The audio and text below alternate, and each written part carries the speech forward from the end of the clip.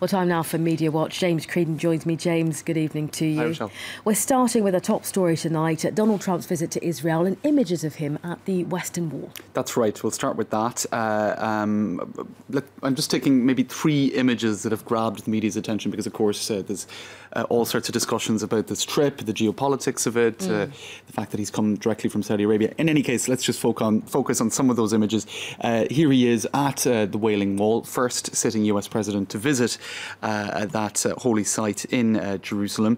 And of course, there is another wall that has been getting a lot of attention on the border with Mexico, and people have been making allusions to that, whether it's appropriate or inappropriate or sacrilegious or whatever. Anyway, it's happening. My wall will be bigger, signed Donald Trump, because at the Wailing Wall you have to write a little note, usually a prayer, and you put it into the wall. So that is what one person is imagining he is saying.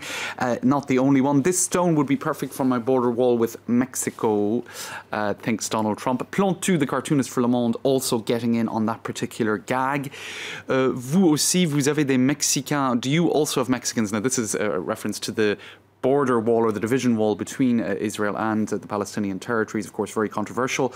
And another French cartoonist by the name of Chessever, referring to this, saying, to Mahmoud Abbas, is he going to make you pay for the wall? In other words, the Israelis built the wall, are they going to ask the Palestinians to pay for it? So, I suppose, or not, seeing as it's all quite serious stuff as well. But that's one of the images, Rochelle, that has been grabbing attention online and a source of jokes.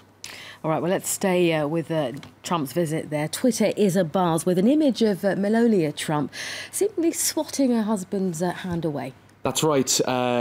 Haaretz was quick to pick up on it. That's the left-leaning Israeli daily newspaper, which has an English-language version. They called it a slap down, and on Twitter they referred to it as embarrassing. Now, what you can see here is on a red carpet of one kind or another, Donald Trump reaches back to take Melania's hand, and she does appear to not be too enthused by the idea.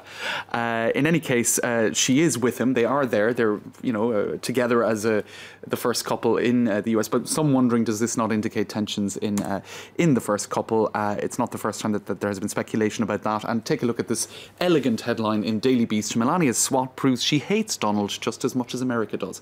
Now, again, that's obviously from the Daily Beast, which has been very critical of Donald Trump. But it's an indication of the extent to which there is speculation about tensions in the first couple, and now it's being used as a metaphor for other things. Another image that has been getting a degree of shares online is when Benjamin Netanyahu and his wife, along with the first couple, the US first couple, did this hand grab thing. I don't know what you'd call it, pat a cake or whatever. In any case, you had this orb that was photoshopped into it. That's a reference to an actual orb. This was when Donald Trump was in Riyadh in Saudi Arabia, and he was at, go to this tweet, which says it best. They were at the Global Centre for Combating Extremist Ideology, but there was this rather odd media moment where they all put their hands on an orb, which had people imagining that it was like something out of Lord of the Rings or Harry Potter, or with Saruman there on another orb. In any case, that's another image that got a degree of the meme treatment, shall we say, on social media. All right, we're next to a controversial incident that happened on French TV last Thursday, which has led to a record number of complaints being lodged with the Broadcast Standards Authority. That's right. Now, this very controversial incident, Cyril Hanouna is the name of the presenter, and this is a headline in the International Business Times. French TV host prank called young gay men to mock them in front of 1.7 million people. Now, 20,000 complaints have been made to the CSA, which is the broadcast kind of ethics authority.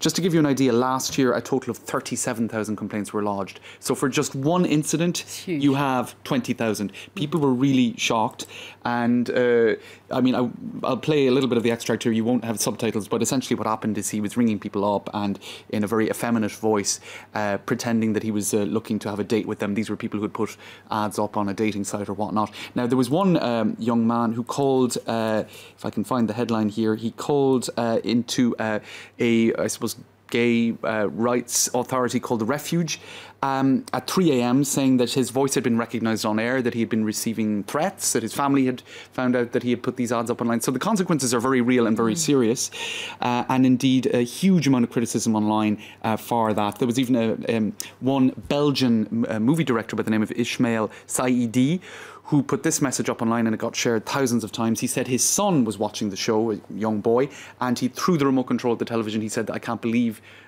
what's going on here. This is scandalous. And what's more, Ismail Saidi spoke of, in the neighbourhood that he grew up in, which seems to have been quite homophobic at that time, he spoke of a young man who committed suicide because of that sort of being ridiculed on air. So in any case, it's just got a huge amount of attention online, and a huge amount of calls for him to be taken off air, essentially. So Cyril Hanouna is the bête noire at the moment of many people on social media. Indeed, we'll see how it all transpires, what goes on from here. James, thank you for our Media Watch this evening.